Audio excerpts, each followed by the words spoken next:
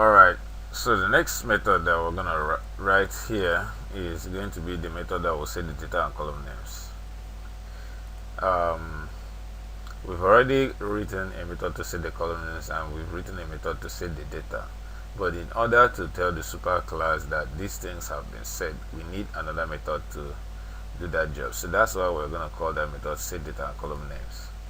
So it also is like the rest of the other methods that we've written in the previous tutorials. It's gonna be private, and we are not gonna need it outside this class. So we're gonna call this method set data and column names. Set data and column names. So what's gonna happen here? We're gonna simply declare a list which we're gonna call column names local, because it's gonna hold the local copy of the column names for the superclass. And we're gonna do a special Java trick here by saying arrays dot as list. So we can use that to convert the child column names into a list. Now that we've converted the child column names into a list, we can now call the superclasses method, which is called set data and column names, and then we pass in our data and our column names local. So that's it for this method. I hope you understand what we're gonna do. If you don't understand, you can please rewind this video and play it again, and hopefully you understand what I was saying. And if you have any questions, please feel free to make comments on the comment section, and hopefully I'll give you a reply to your comments. Now we're not done with this, because we have to still reference it in the constructor by saying this dot set data and column names. So that will complete the job for set column names and set data. This is going to register this in the superclasses set data and column names. So this superclass will have our data for our rows and as well as our column names. The next method that we're going to write, still in this video tutorial, is also going to be a private method that will be used to set the classes or the data types, which I'm going to call set class. And we have to specify our types from this our field, which I explained to you. This array of classes is going to specify the data types that each column is supposed to hold. So we are supposed to initialize or instantiate an array of classes, objects, and if we are supposed to store serial number, the first column, so we expect integers to be used to store serial numbers. So I'm gonna declare integer dot class, and for invoice number we're gonna use strings. So I'm gonna declare string dot class. For description we're gonna use strings. I'm gonna declare string dot class. For serial number, invoice number, description, for price sold we're gonna store double, so I'm gonna declare double dot class.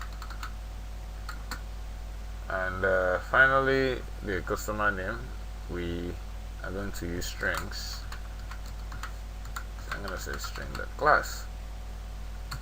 Alright, so those are going to be the elements of the array of classes, which will specify the data types that we're gonna have in this table model for the columns of the table model. Okay, so as usual we have to go up to the constructor and invoke that method to get or to set the class or data types for our columns. Another method that we're gonna write in this video, if we're gonna have enough time, is a method that will set the columns that are going to be editable. So we need to tell the super class which methods are supposed to be which columns are supposed to be editable. So I'm gonna call this method set editable columns, because that's what it's gonna do. It's going to set columns that can be editable. And if you recall, we have a field, an array of boolean objects or boolean variables can edit. So we can initialize that array here. This dot can edit is going to be equal to an array of boolean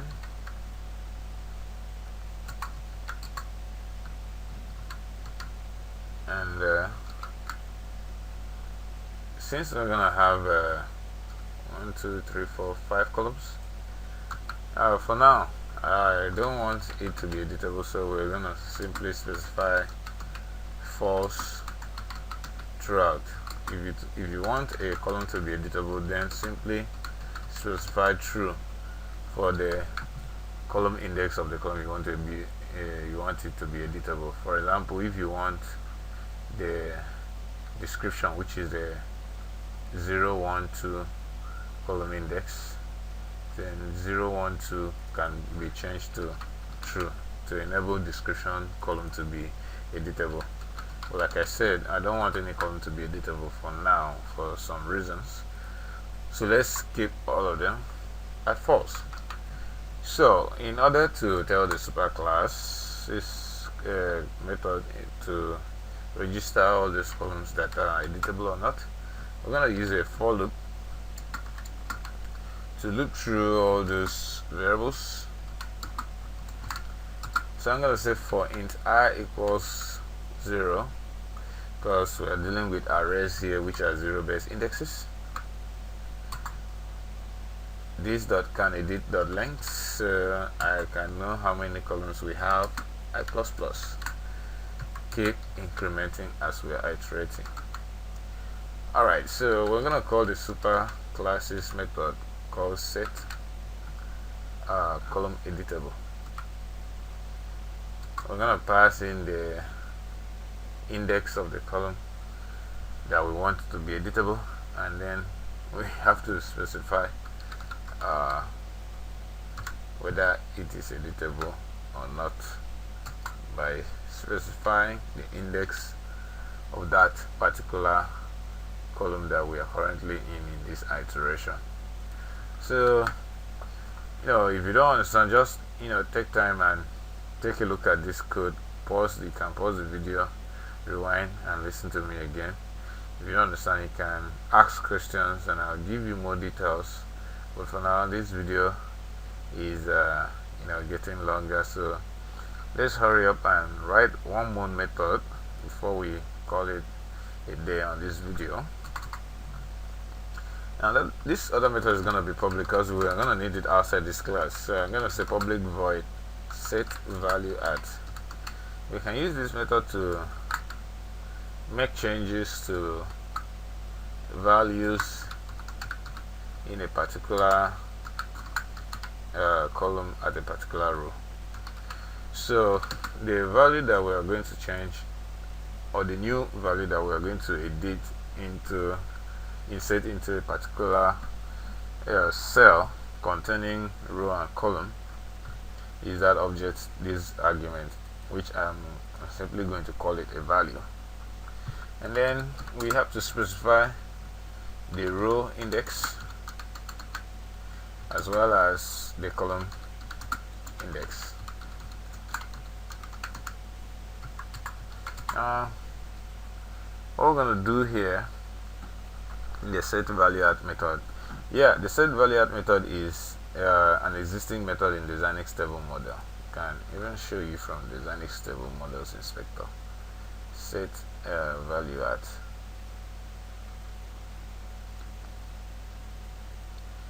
Okay, actually I inherited that one from table model, so I'll have to override because it's an inherited method. So all we're gonna do here is that we're gonna call object, an array of objects. Oops. So we're gonna declare an array of objects, and then we're gonna retrieve the row, this dot get row,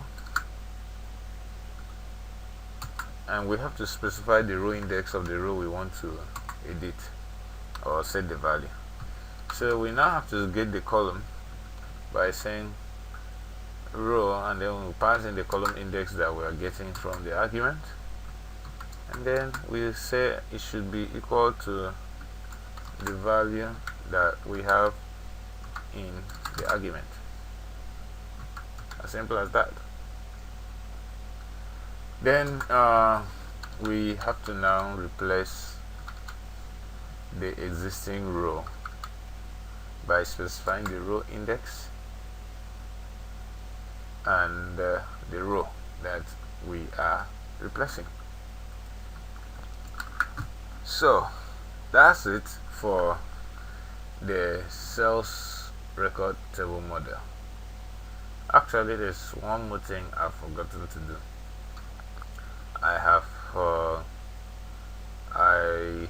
forgot to invoke the set editable columns method in the constructor. So we need to do that so that we can specify columns that are editable or not. So set editable columns in the constructor, and I believe we've completed the methods that we need in the sales record table model. So let's recap. The sales record table model is a class that is going to be used to represent the data that will be displayed in the JTable inside this mainframe. Okay. Now is extending Xyneex table model, and of course I explained what Xyneex table model is. It's an abstract class that I wrote to enable us to simply write this table model, custom table models ourselves. Now we have a field here which is an array of string that is going to store the column names. We have a field here which is an array list of object arrays. Each object array is going to represent a row in the table, and the array list is just a collection of all the rows. The array of classes here is going to represent the data types that we're going to have for each column. The array of boolean here is going to specify what columns are going to be editable or not. These constants here are supposed to hold the names of the columns so that we can be referencing the constant variables instead of referencing the literals. So in any case we change the literals, we will know that we don't have any problem in updating other code. We simply stick to the name of the constants. Okay, so we have a constructor here. The constructor takes as this argument a list of sales record. The constructor calls the superclasses constructor and specify the kind of data type that we are expecting for our background data in this table model. We invoke the set column names. The set column names set the names of each of the columns. By instantiating the array of child column names, we set all the column names by specifying the constants we had declared. We set the entire data by passing in the list of sales record which we must have retrieved from a database, and pass it to the setData method. The setData method instantiates the data that is supposed to store, the array list that is supposed to store the data. It loops through the array list of the records that we've gotten, creates a row for each iteration, and then gets the sales record object and its fields using getters methods of the sales record object, then passes it to the individual column indexes of the row. Okay, and then finally it adds the row to the data that we have in the field. The set data and column names is to emphasize to the superclass the data that we have and the column names that we have.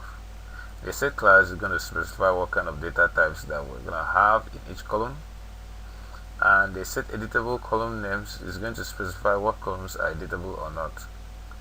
The set value method will be used to change values of a cell by specifying the value that we want to insert in that cell, the row index of that cell, and the column index of that cell.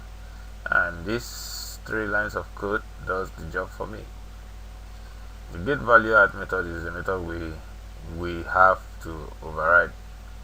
Okay, the mandatory method that we must override, and we can use it to retrieve a value at a certain row index of a certain column index. As simple as that. So that's all about it. If you really understand how to write sales record table model, then I believe you should be able to write any table model for any type of table that you are working on in in a desktop application, in a JTable in Swing.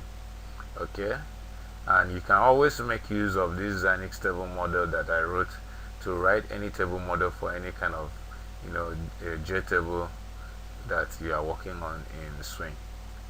So that's it for this video. I hope you found this informative. Don't forget to subscribe, and don't forget to check our YouTube channel and our website, and I see you on the next video tutorial. So thanks for watching.